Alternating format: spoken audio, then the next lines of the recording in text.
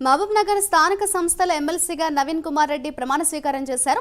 Assembly ఆవరణలోని శాసన మండలిలో మండలి చైర్మన్ గుత్తా సుఖేందర్ రెడ్డి ప్రమాణం చేయించారు.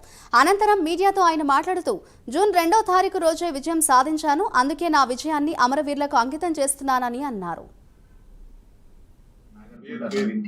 నాగర్కుంట నవీన్ కుమార్ రెడ్డి అని నేను శాసన పరిషత్ సభ్యునిగా ఎన్నికైనందున శాసనం ద్వారా నిర్మితమైన భారత రాజ్యాంగం పట్ల నిజమైన విశ్వాసం, విధేయత చూపుతానని, భారతదేశ సార్వభౌమత్వాన్ని సమగ్రతను కాపాడుతానని, నేను స్వీకరించబోయే కర్తవ్యాన్ని శ్రద్ధాశక్తులతో నిర్వహిస్తానని దైవ సాక్షిగా ప్రమాణం చేస్తున్నాను.